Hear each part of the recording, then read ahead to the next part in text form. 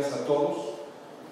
Muchas gracias por la invitación para estar hoy aquí con ustedes, hablando un poco sobre esta llamada reforma al campo que se anima.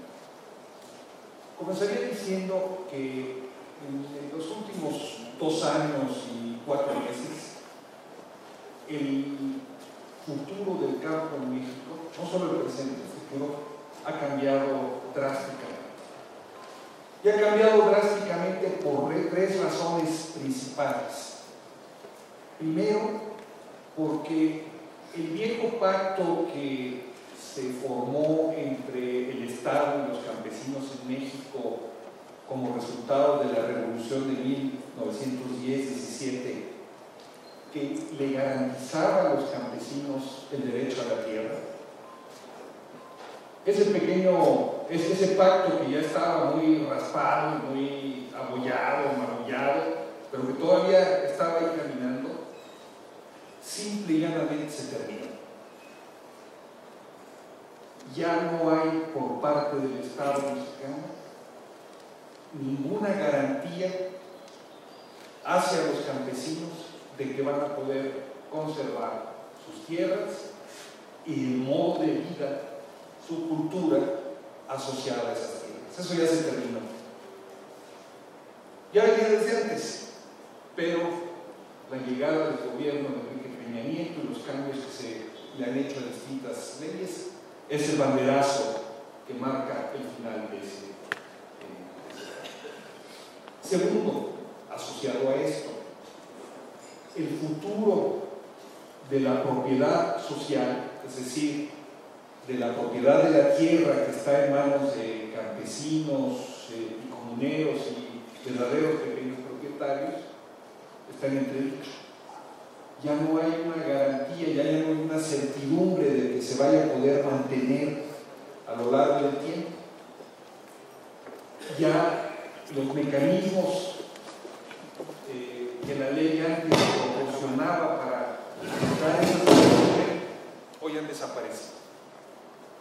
Y tercero, asociado a estos otros 2 cambios importantes, está a punto de surgir en el campo mexicano una nueva clase social, la de los latifundistas energéticos, es decir, la de los grandes propietarios de las empresas petroleras, gaseras, de geothermia, etcétera, etcétera, que hoy van a tener no solamente en sus manos las empresas para extraer el gas, para extraer el petróleo, etcétera, etcétera, sino también la propiedad de la tierra.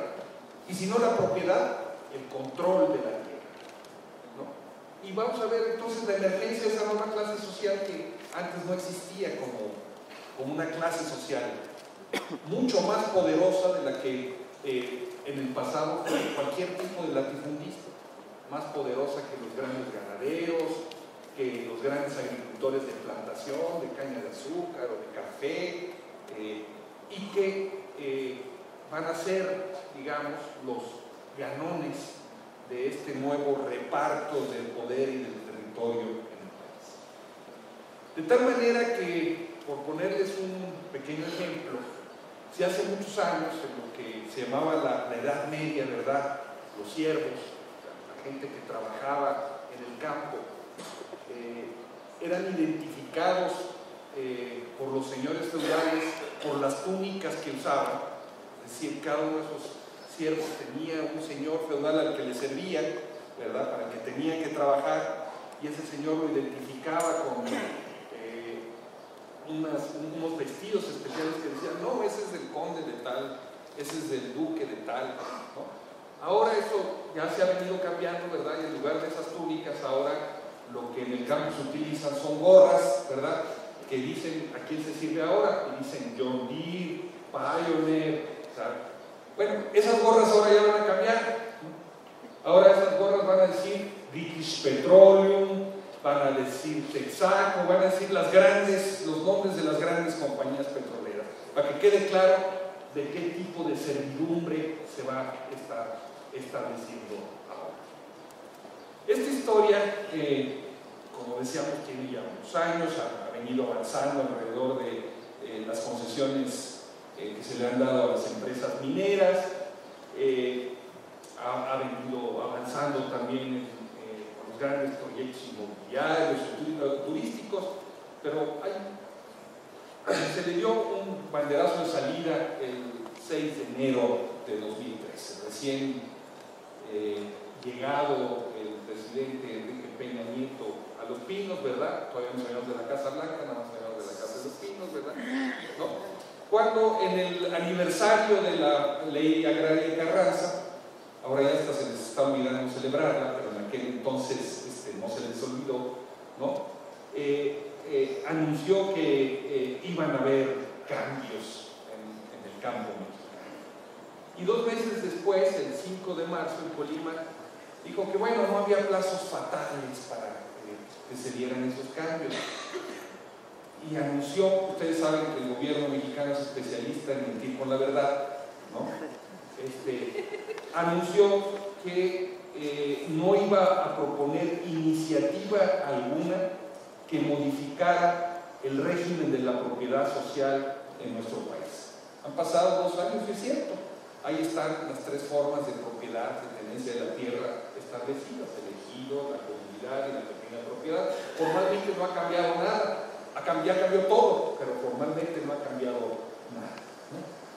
Es muy interesante porque toda esta ola de grandes reformas que se anunciaron con la llegada de Peña Nieto en el famoso Pacto por México, ese acuerdo que hicieron los 3 principales partidos políticos, o las cúpulas de los 3 principales partidos políticos, para emprender, según esto, las reformas que hacían falta para mover a México. No nos aclararon que se trataba de moverlo como al precipicio, pero bueno, dijeron que iban a emprender 11 grandes reformas. Bueno, en ese Pacto por México nunca se habló de que se fuera a hacer una reforma para el campo. Las reformas para el campo no formaban parte de ese pacto. Esta idea de tratar de modificar las relaciones sociales en el campo mexicano, pues se ha venido empujando desde hace muchos años. El último gran intento de modificar las reglas del juego, ustedes lo tienen presente, fueron las reformas al 27 constitucional de 1992, que más que reformas son una contrarreforma, fueron un paso para atrás, ¿no? Cuando uno habla de reforma está hablando de una ampliación de derechos, ¿no? Aquí fue al revés, aquí hubo una reducción de derechos, y con la firma del Tratado de Libre Comercio. Dijeron, eso iba a resolver los grandes problemas del campo mexicano, lo iba a capitalizar, iba a impulsar la productividad, la producción, iba a dar empleos, iba a poner a México y al campo mexicano en el mapa del mundo. Es cierto, puso en el mapa, pero en el mapa rumbo a Iowa y rumbo a Texas y rumbo a aquellos lugares donde se podía buscar trabajo. Estas grandes modificaciones, sin embargo, este deseo de meter las tierras campesinas al mercado fue resistido con mucha inteligencia por los campesinos. Aquí Ana, Luis Meneses han documentado eso de manera muy, muy destacada.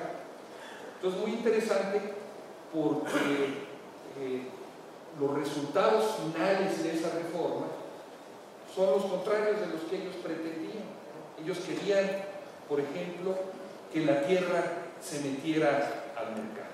Y para eso crearon, entre otras cosas, el famoso PROCEN, ¿no? El programa de certificación ejidal. Pero resulta que al proceder se incorporaron efectivamente cerca del 70% de la gente. Perdón, se incorporaron muchas más. De los 31,000 núcleos agrarios que había, solo quedaron fuera 2,700, todos los demás entraron. Pero la gente entró con esas reglas, pero para salir las suyas. A la hora de documentar las propiedades de uso común, cerca del 70% de esas tierras quedaron efectivamente supuestamente como tierras de uso común, de tal manera que son tierras que siguen siendo, o eran hasta las últimas aprobaciones, inembargables, imprescriptibles, inalienables, no se las podían quitar. Cuando ellos lo que querían era que se las pudieran quitar, entonces, pero los campesinos hicieron trampa, al margen de lo que decían los dirigentes de las organizaciones, se dedicaron a otras cosas, ¿no? Pero en el terreno así fue como se avanzó. Y una de las intenciones era también sacar a la gente del campo, ¿no? Decían que era más fácil atender a los pobres como pobres urbanos en las ciudades que ir a llevar ahí beneficios y todo eso. Pero pasó una cosa muy curiosa, y es que cuando se da estas reformas había alrededor de 28 millones de habitantes en el campo, y hoy hay 28 millones de habitantes en el campo, los mismos. Bueno, es cierto que muchos han salido, se han tenido que ir a buscar trabajo en sus lugares, pero muchos cuando regresan a sus parcelas o regresan a sus pueblos, a sus seguidos. O sea, hubo una resistencia de las comunidades y de los pueblos, ¿no? Que impidió que las grandes iniciativas privatizadoras en el terreno avanzaran solamente en las zonas turísticas o en las zonas urbanas o en las regiones de riego. Ahí sí avanzaron, pero en el resto del país, los campesinos más o menos, todos ustedes lograron detener esa investigación. Ahora, pues con la nueva legislación, el gobierno busca darles la vuelta, ¿no? Y quieren esas tierras y las quieren para limpiar la fábrica. Está en marcha la posibilidad de cambiar la ley agraria, ¿verdad? Los artículos 23, 26 y 80 para agilizar los trámites para privatizar las tierras, para que en lugar de que la venta o la renta sea aprobada por las 3/4 partes de la asamblea, pueda ser aprobada por la mitad más uno, ¿no? A partir del número total, ni siquiera de los asistentes, para acabar con el derecho de tanto, etcétera, etcétera. Pero mientras tanto, se han avanzado en un conjunto de legislaciones, formalmente no alrededor de una ley agraria, sino de leyes secundarias en materia de hidrocarburos, ¿no? O sea, le dieron la vuelta para hacer la reforma. Esa es la verdadera reforma que hicieron. Y en esa reforma, el despojo a ejidatarios, a pequeños propietarios de las comunidades indígenas, será legalizado en las áreas en donde haya yacimientos de petróleo, de gas o instalaciones eléctricas. Ojo, esto de las instalaciones eléctricas deja abierta la puerta para cualquier cosa, ¿no? Para una termoeléctrica, para una pequeña planta generadora, para lo que sea, se convierte, se abre la puerta para quitar las tierras, ¿no?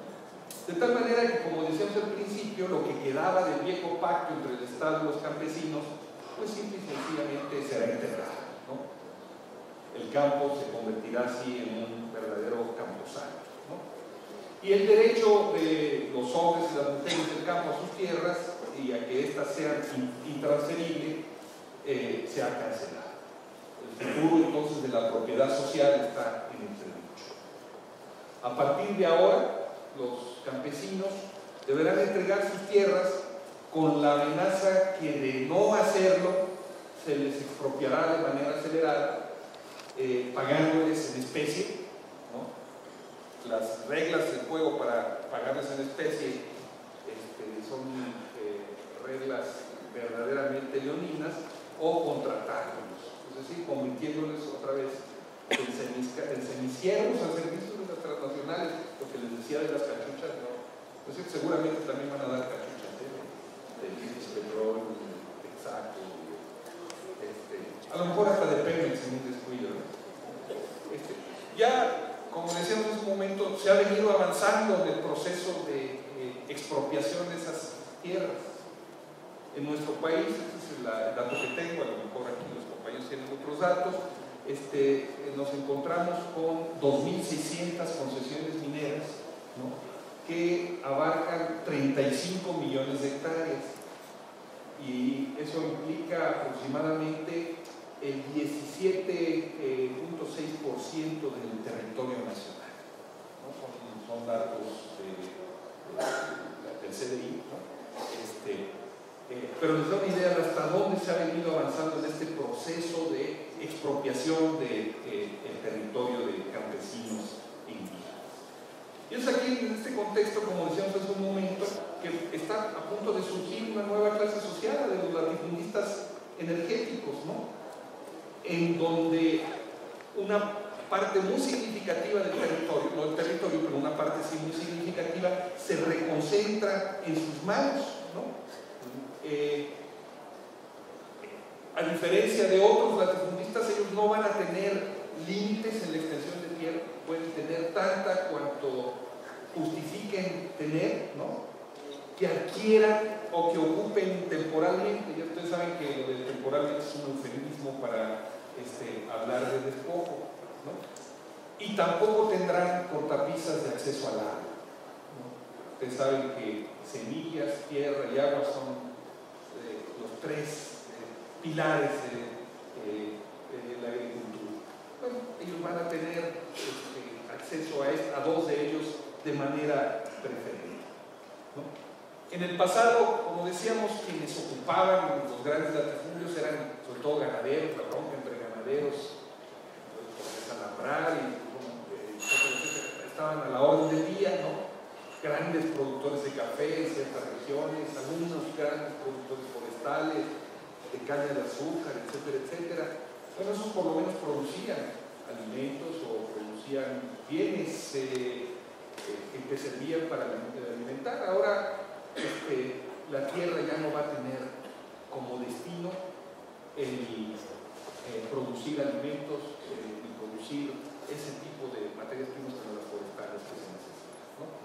Si en el pasado la consigna zapatista era de que la tierra es de quien la trabaja, a partir de ahora la consigna va a ser la tierra es de quien la perfora. Olvídense ya de la tierra de quien la trabaja, ahora hay que poner esa consigna a la orden del día. Con el aval del Estado, estos nuevos latifundistas podrán tener cualquier superficie que apetezcan, y es muy curioso porque a pesar de ser particulares, ellos podrán alegar, ¿no?, que sus intereses y sus negocios son una causa de utilidad pública. Cuando hablamos de una causa de utilidad pública, estamos hablando de una causa que beneficia a todos, al común, no solamente a un negocio en lo particular. Pues ellos tienen la posibilidad de mimetizarse, ¿verdad?, de presentar sus intereses y sus negocios personales como si fueran por el bien común. Entre las consecuencias que esto traerá, un poco Alberto nos lo explicaba, estará inmediatamente la ruptura del tejido asociativo en el campo, ¿no? Tal y como están hoy las cosas, la sobrevivencia de la agricultura campesina, ¿no?, ha permitido la sobrevivencia del 70% de la población rural, ¿no?, y el 40% de la producción de alimentos que está en manos, que se producen por vías campesinas. Esto está hoy en entredicho. Y se generará además una contradicción muy seria en ejidos y comunidades entre quienes tienen derecho a la tierra y quienes están avecindados y no lo tienen, porque el reparto de beneficios, el pago de las indemnizaciones, dependiendo de la figura que se opere, se va a destinar a quienes tienen los derechos de la tierra, separando a todos los demás, que muchos núcleos agrarios son ya mucho mayores, ¿no?, poblacionalmente hablando, que quien tiene derecho a la tierra. Las empresas entonces podrán repartir ganancias a unos y dejar afuera a otros, a los que se opongan, por ejemplo. E incluso dentro de un ejido, una comunidad, podrán escoger, ¿no?, con quién sí y con quién no trabajan, ¿no? Cuando ustedes saben que además, por ejemplo, para perforar un pozo, ¿no?, pues el pozo se perfora, pero abajo hay como un lago, ¿no?, del cual se extrae. Ese lago se extiende en una propiedad mucho mayor a la que abarca el lugar en el que se extrae el pozo. Pero Pero aquí eso no importa, aquí lo que importa es la superficie que se va a utilizar desde arriba. Hay pues entonces enormes posibilidades de discriminación. Estamos hablando entonces de expropiaciones de hecho, especulación con la tierra, sobreexplotación y contaminación de los mantos freáticos y privatización del agua como consecuencia de estas reformas. Y en el terreno social, desarraigo, ruptura del tejido social que hablábamos, proliferación de guardas privadas.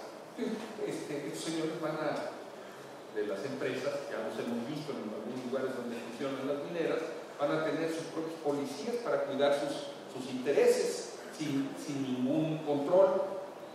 El desarrollo también en el campo de una cultura rentista. Pues ahora, en lugar de pensar uno en que tiene que producir alimentos, lo que va a producir es cómo ordeña tantito a esas empresas, ¿no? Cómo se tiene una renta para vivir de esa renta, una renta que no implica necesariamente un trabajo.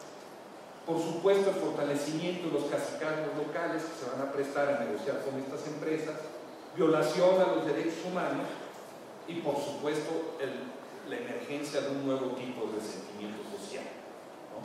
Ya lo estamos viviendo con las mineras, se va a hacer mucho más extensivo para las empresas que producen fracking cuando comiencen a contaminar el agua, provocar temblores, etcétera, etcétera. Las herramientas legales que tienen son diversas. No sé, a lo mejor Hugo nos las explicará más adelante, pero está el uso del arrendamiento, el de la servidumbre voluntaria, el de la ocupación superficial, el de la ocupación temporal y el de la contrarrenta. Todos son nombres distintos para describir una sola realidad: despojo. Quitarle a campesinos y comuneros, pequeños propietarios, la propiedad sobre la tierra. En la ley agraria, tal como existía, ya existía la figura de expropiación de tierras. Esa no se ha quitado, ¿no? Esa sigue vigente. Ustedes habrán oído hablar seguramente de una leyenda de un personaje que se llamaba Damocles, que él añoraba el poder. Y entonces a Damocles le concedieron tener el poder por un día, pero le pusieron una sola condición, y esa condición es que tuviera una espada sobre su cabeza colgando de un hilo, ¿no? Para que sintiera realmente lo que se siente. Entonces Damocles, ese día de poder, pues no disfrutó mucho, que él estaba temiendo que en cualquier momento el hilito se cortara. Bueno, eso es lo que están haciendo con todos ustedes hoy con estas nuevas legislaciones. Acaban de ponerles una espada sobre su cabeza y en cualquier momento el hilito de esa espada se va a poder cortar y va a poder caer. O sea, donde tendría que haber certidumbre, porque en la actividad agrícola tiene que haber certidumbre, ¿no? Ya hay suficientemente incertidumbre con las plagas, con el tiempo, con el precio de las cosechas, como para poder estar tranquilo. Bueno, ahora está la incertidumbre de la propiedad de la tierra. Va a venir un señor de una empresa petrolera y decir qué quiere esta y se la van a acabar dando. Y figuras como la de la ocupación temporal, ¿no? Que es otra de las figuras que se han establecido para tener acceso a la tierra, ¿no? Dejan ahí en una nebulosa, en el limbo, qué tan temporal podrá ser esa ocupación. Puede durar cualquier tiempo, ¿no? Su duración, la duración de las ocupaciones temporales, no tiene caducidad, no tiene fecha de caducidad, pueden ser décadas las que existan ahí como temporales. Es así entonces como los nuevos latifundistas podrán exprimir la riqueza de los predios sin tener que preocuparse por su sustentabilidad, ¿no? Como esa tierra, cuando se termine de explotar, la van a regresar, la pueden dejar hecha en un basurero. Ya lo hacen las empresas maquiladoras en este país, lo hacen las mineras, ¿verdad? Que por donde van pasando las mineras a cielo abierto van dejando un universo de devastación, de contaminación, de destrucción. Pues más lo van a hacer estas gentes.